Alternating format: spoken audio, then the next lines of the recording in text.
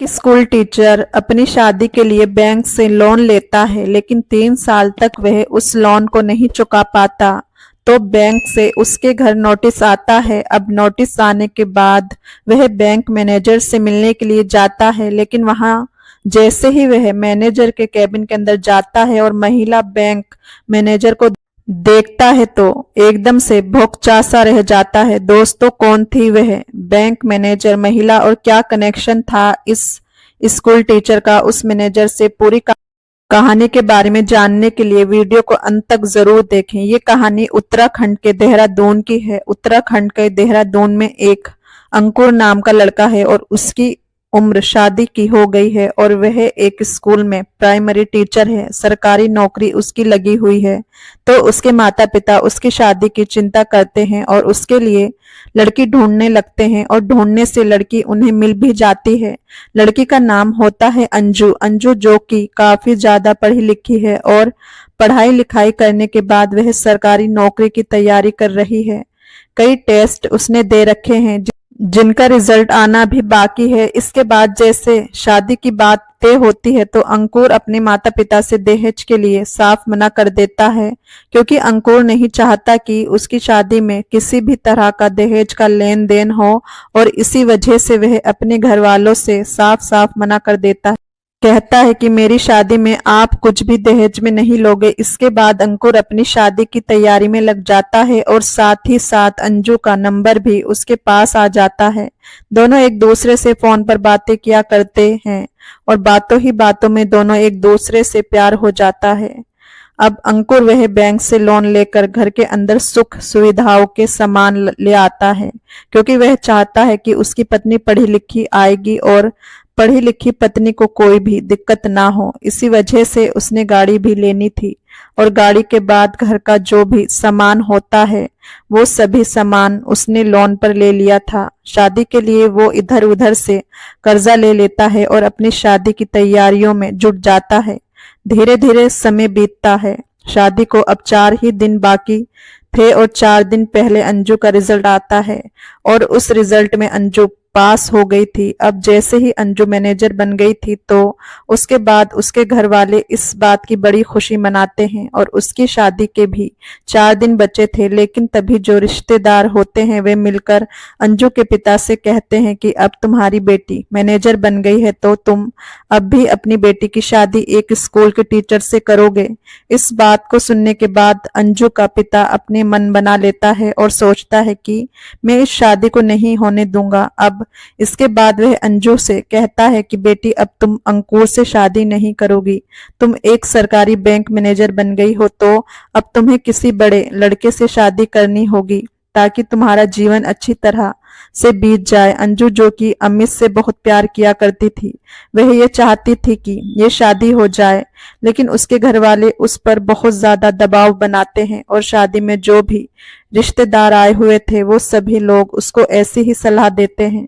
इधर अंकुर को भी पता था कि अंजू का रिजल्ट आने वाला है और जैसे ही अंजू का रिजल्ट आता है तो अमित को भी पता चल जाता है कि अंजू का रिजल्ट क्लियर हो गया है और उसके बाद अब वो बैंक की मैनेजर बन गई है। अब उसके बाद अंकुर को बड़ी खुशी होती है और वह अंजू को बधाई देने के लिए फोन करने लगता है। अब पहले जब 2-3 बार अंकुर फोन करता है तो अंजू उसका फोन नहीं उठा पाती, क्योंकि उसके ऊपर घर वालों का प्रेशर था और साथ में उसके घर वाले उसके चारों तरफ बैठे हुए थे। अब 2-3 बार अंकुर जैसे ही फोन करता है और अंजू फोन नहीं उठाती तो वह सोचता है कि शायद उसके घर वाले और उसके रिश्तेदार उसको बधाई दे रहे होंगे और इसी वजह से वो मेरा फोन नहीं उठा पा रही है। कुछ देर बाद फिर से ट्राई करता है और इस बार अंजू उसका फोन उठा लेती है और जैसे ही अंजू उसका फोन उठाती है तो एकदम से अपने पापा को फोन दे देती है। कहती है कि अंकुर, ये लो, पापा से बात करो। उसके बाद अंजू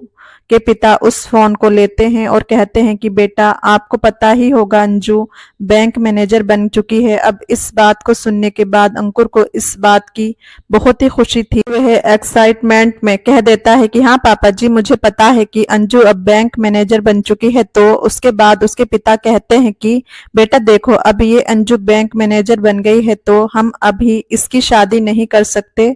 अब इसके बाद अंकुर के पैरों तले से जमीन खिसक जाती है, क्योंकि 4 दिन दिन उसकी शादी के बचे थे उसने मैरिज हॉल भी बुक कर दिया था और शादी के कार्ड भी चले गए थे और उसके घर पर रिश्तेदार भी आ गए थे। उसके बाद वह अंजू के पिता से कहता है कि पापा जी क्या बात हो गई है, आप इस तरह से कह रहे हो। तो वो कहते हैं कि बेटा देखो, अब अंजू बैंक मैनेजर बन गई है तो इसके बाद इसकी ज्वाइनिंग में, इसकी ट्रेनिंग में काफी टाइम लगेगा और इतने दिनों अगर हम शादी ना करें तो ही अच्छा है और इन सभी चीजों में 2 साल तो लग जाएंगे और हम सोच रहे हैं कि क्यों ना अपनी बेटी की शादी 2 साल बाद ही करें। अब इसके बाद अंकुर उनसे कहता है कि कोई बात नहीं पापा जी, अगर आप 2 साल बाद शादी करना चाहते हैं तो 2 साल बाद कर देना, मुझे इससे कोई परेशानी नहीं है। लेकिन अंजू के पिता अंकुर से कह देते हैं कि 2 साल का टाइम बहुत लंबा होता है और इस बीच हम तुमसे जुबान नहीं कर सकते, इसके बीच में कुछ भी हो सकता है और हम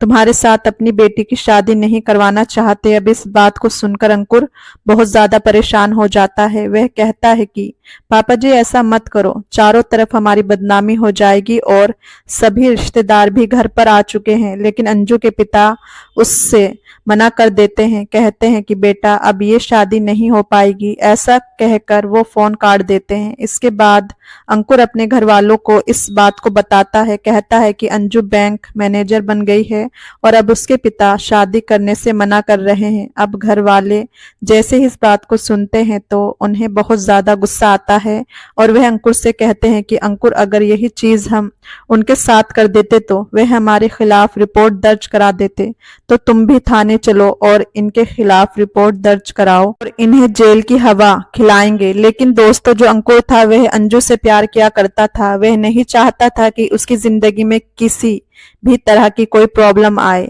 तो वह अपने घर वालों से मना कर देता है, कहता है कि नहीं हम लोग ऐसा नहीं करेंगे, अगर हम लोग पुलिस में भी जाएंगे तो वह भी इसमें क्या कर सकते हैं, उनकी मर्जी है वो अपनी बेटी की शादी करें या ना करें। ऐसा कहकर घर वाले भी चुप हो जाते हैं और अंकुर अपने घर के अंदर ऐसे ही रहने लगता है। अंकुर ने लोन पर गाड़ी ले रखी थी और लोन पर ही घर के अंदर सुख सुविधाओं के सामान ले रखे थे, तो धीरे धीरे करके अंकुर उस लोन को भरने लगता है, गाड़ी की किस्त जाया करती है और कुछ पैसे उसने इधर उधर से ले रखे थे, क्योंकि जो मैरिज हॉल बुक हुआ था, जो भी उसमें पैसा लगा था वो सारा पैसा ऐसे ही वेस्ट हो गया था।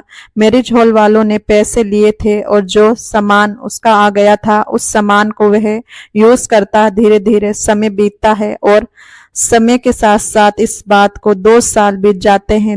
और 2 साल तक अंकुर अंजू का वेट करता है कि अंजू अपनी तरफ से फोन करेगी और मुझे कहेगी कि मुझे माफ कर दो, मैं तुमसे शादी करना चाहती हूँ। क्योंकि दोस्तों जब वो फोन पर बात किया करते थे तो दोनों को एक दूसरे से सच्चा वाला प्यार हो गया था। लेकिन अब अंजू उसके पास फोन नहीं करती। 2 साल बाद अचानक से उसे पता चलता है कि अंजू की शादी एक बहुत बड़े घर में हो गई है और वह शादी करने के बाद अपनी ससुराल पहुंच गई है। अब इसके बाद अंकुर की उम्मीद टूट जाती है और वह घर पर ही ऐसे ही रहने लगता है, उसका कहीं भी मन नहीं लगा करता। वह बच्चों को पढ़ाने के लिए जाया करता और अपने लोन की किश्तें भर रहा था। अब इस चीज को देखकर उसके पिता भी बीमार रहने लगते हैं बेटे की ऐसी हालत देखकर, क्योंकि कई बार अंकुर के पिता ने अंकुर से कहा था कि बेटा तुम शादी कर लो, लेकिन उसने मना कर दिया था, कह दिया था कि पिताजी अभी हमारे पास इतने पैसे नहीं है, जो मैंने कर्ज ले रखा है पहले उसको चुकाऊंगा और उसके बाद मैं दूसरी शादी करूंगा।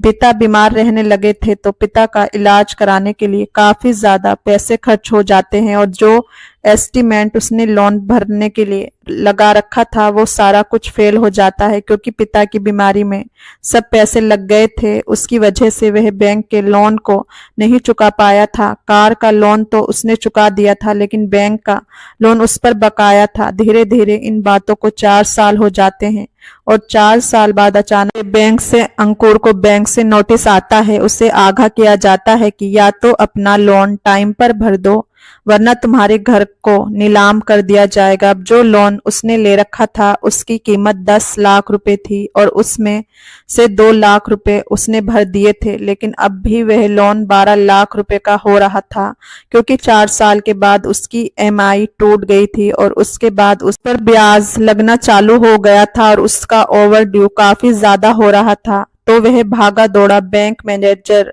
से मिलने के लिए बैंक में जाता है और वहां जाने के बाद जैसे ही PN से पूछता है तो PN उसे इशारा कर देता है बैंक मैनेजर की तरफ। तो अंकुर बैंक मैनेजर के केबिन में पहुंच जाता है, लेकिन जैसे ही वो दरवाजा खोलकर केबिन के अंदर घुसता है और बैंक मैनेजर को देखता है तो एकदम से उसकी आंखें फटी की फटी रह जाती हैं। दोस्तों, सामने जो बैंक मैनेजर की कुर्सी पर बैठी हुई थी वह और कोई नहीं बल्कि अंजू थी, जिससे 4 साल पहले उसकी शादी होने वाली थी और जिसके लिए उसने ये कर्जा लिया था। अब वह उसको देखता है और थोड़ी देर के लिए वो भी उसे देखती रह जाती है, लेकिन तभी अंजू उससे कहती है कि आइए अंकुर कुमार जी बैठिए।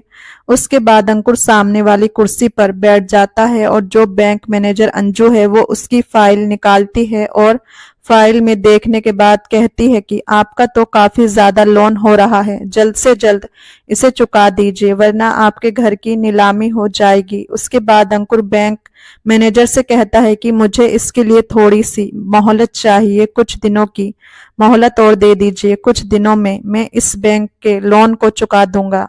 अब जो अंजू थी वो अंकुर से पूछने लगती है कि ये बताओ तुमने इतना बड़ा लोन लिया क्यों था। उसके बाद जो अंकुर है वो कहता है कि 4 साल पहले मेरी किसी से शादी होने वाली थी, तो उस शादी में खर्च करने के लिए और कुछ अपने घर का सुख सुविधाओं का सामान लेने के लिए ये लोन लिया था, लेकिन बीच में मेरी पिता की तबीयत खराब हो गई और इसी कारण से मैं इस लोन को नहीं भर पाया और मुझे कुछ दिनों की मोहलत दे दीजिए, उसके बाद मैं इस लोन को भर दूंगा। अब इन बातों को सुनने के बाद और अंकुर के चेहरे पर छाई हुई मायूसी को देखने के बाद अंजू से रहा नहीं जाता और वो एकदम से अंकुर से कह देती है कि अंकुर, क्या तुम मुझे नहीं पहचानते हो। अंकुर कहता है कि मैं आपको अच्छी तरह से पहचानता हूँ, आप वही लड़की हो जिसकी वजह से मैंने ये लोन लिया था।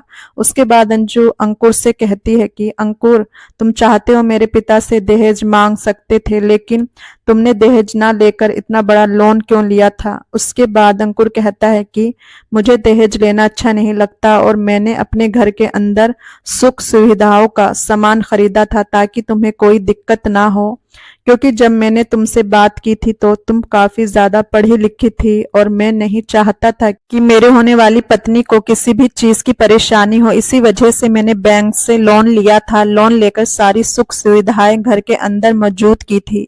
इसके बाद अंजू कहती है कि अंकुर, ये बताओ तुमने दूसरी शादी की या नहीं की। उसके बाद अंकुर कहता है कि नहीं, मैंने दूसरी शादी नहीं की है, क्योंकि मेरे पिता की तबीयत खराब रहने लगी है और जो लोन और कर्ज मैंने लिया था उसको भरने के लिए मैंने शादी से मना कर दिया। पिताजी ने तो कई बार बोला था कि बेटा तू दूसरी शादी कर ले, लेकिन मैंने उनसे मना कर दिया और मैं तुमसे सच्चा प्यार किया करता था और मुझे बार बार तुम्हारा ख्याल आया करता, इसी वजह से मैं दूसरी शादी किसी से भी नहीं कर पाया। अब इस बात को सुनने के बाद अंजू अपने आंसुओं को नहीं रोक पाती है और वह फूट फूट कर अंकुर के सामने रोने लगती है। तभी अंकुर आश्चर्य हो जाता है और उसको देखता है और कहता है कि अंजू, क्या हुआ? मैंने तो सुना था कि तुम्हारी शादी अच्छे घर में हो गई है, कोई दिक्कत है क्या? तो अंजू कहती है कि वह शादी तो हो गई थी, लेकिन वह शादी ज्यादा दिन नहीं चल पाई। अंकुर पूछता है कि कैसे नहीं चल पाई, तो अंजू बताती है कि जब तुमसे शादी के लिए मना कर दिया था तो उसके बाद मेरे मामा ने एक लड़के के बारे में मेरे पिताजी से बताया था कि उनके पास करोड़ों रुपयों की संपत्ति है और अरबों रुपयों के मालिक हैं। उसके बाद उस लड़के से मेरी शादी तय कर दी जाती है और जिस तरह तुमने लोन लिया था उसी तरह मेरे पिताजी ने भी 30 लाख रुपए का लोन लिया था मुझे दहेज में सामान देने के लिए और उसके बाद मेरी उससे शादी करवा दी थी। लेकिन शादी के बाद पता चलता है कि जिस लड़के से मेरी शादी हुई है उन लोगों ने बहुत सारा कर्जा ले रखा है। जो कुछ भी शानो शौकत उनकी दिखाई दे रही थी, वो सारी सब कुछ झूठी है और उन लोगों ने हमारे साथ धोखा किया था। इसके बाद मैं 2-3 महीने के बाद ही वहां से आ जाती हूँ और मैं उसको तलाक दे देती हूँ। अब तलाक होने के बाद हम भी तुम्हारी तरह उसी लोन को चुकाने की कोशिश कर रहे हैं जैसे तुम इस लोन को चुकाने की कोशिश कर रहे हो। ऐसा कहते हुए अंजू की आंखों से आंसू निकल रहे थे और बाहर बैंक मैनेजर से मिलने के लिए एक लंबी लाइन लगी हुई थी। अंजू अंकुर से कहती है कि अंकुर, क्या तुम मुझे शनिवार को मिल सकते हो इसी बैंक पर? तो अंकुर कहता है कि हाँ हाँ, क्यों नहीं, मिल सकता हूँ, मैं बिल्कुल मिलने के लिए आ जाऊंगा। उसके बाद अंजू उससे जाने के लिए कह देती है और अपने काम काज को वहीं पे संभालने लगती है। धीरे धीरे शनिवार का दिन भी आ जाता है। शनिवार के दिन अंजू बैंक के गेट पर खड़ी होकर अंकुर के आने का वेट कर रही थी। तभी अंकुर आता है। वह देखता है कि बैंक तो बंद है और अंजू उसके सामने खड़ी हुई है। तो वहां पर वह अंजू के पास आकर कहता है कि अंजू, ये बैंक तो बंद है और तुमने आज मुझे मिलने के लिए क्यों बुलाया है? उसके बाद अंजू कहती है कि मुझे तुमसे बात करनी थी और इसलिए मैंने तुम्हें यहाँ पर बुलाया है। उसके बाद अंजू और अंकुर पास ही के एक पार्क में जाते हैं। वहां पर जाकर पार्क में बनी हुई एक चेयर पर बैठते हैं और दोनों एक दूसरे से फिर से बातें करने लगते हैं। वह पहले की बात को याद कर करके कभी कभी हंसने लगते हैं और कभी कभी मायूस हो जाते हैं। थोड़ी देर बात करने के बाद अंजू अंकुर से कहती है कि अंकुर, तुमने उस दिन के बाद मुझे फोन क्यों नहीं किया? तो अंकुर कहता है कि मैंने तो तुम्हारी वजह से फोन नहीं किया, मैं सोच रहा था कि तुम ही फोन करोगी और फोन करने के बाद अपने प्यार का इजहार दोबारा से मुझसे कर दोगी। अब इसके बाद अंजू अंकुर से कहती है कि अंकुर, क्या ऐसा नहीं हो सकता हम दोबारा से शादी कर लें? इस बात को सुनने के बाद मानो अंकुर इसी बात का वेट कर रहा था, वो एकदम से कहता है कि हाँ हाँ अंजू, ऐसा बिल्कुल हो सकता है अगर तुम चाहो तो। इसके बाद अंजू भी एकदम से इस बात को सुनकर अंकुर के गले लिपट जाती है और कहती है कि अंकुर, मुझे माफ कर दो, जो भी हुआ कुछ हुआ था उसमें मेरे घर वालों का कसूर था, मेरा इसमें कोई कसूर नहीं है। अंकुर भी इस बात को समझता है और अंजू को माफ कर देता है और दोनों दोबारा से फिर से शादी कर लेते हैं।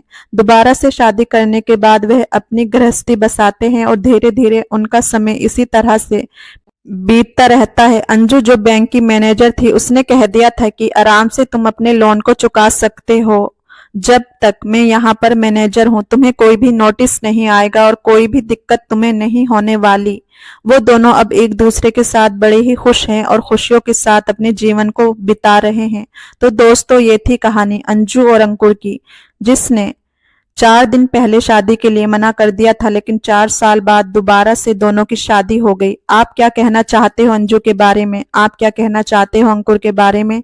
आपकी जो भी राय कमेंट सेक्शन में लिख सकते हो, लोगों के साथ शेयर कर सकते हो। दोस्तों, अगर वीडियो अच्छा लगा हो तो वीडियो को लाइक और चैनल को सब्सक्राइब जरूर करें। और इन कहानियों को सुनाने का उद्देश्य किसी को परेशान करना बिल्कुल भी नहीं है। ये कहानी आपको इसलिए सुनाई जाती है ताकि आप लोग इन कहानियों में से कुछ ना कुछ सीख सको और अपने जीवन में उस चीज को अप्लाई कर सको। मिलते हैं किसी नेक्स्ट वीडियो में।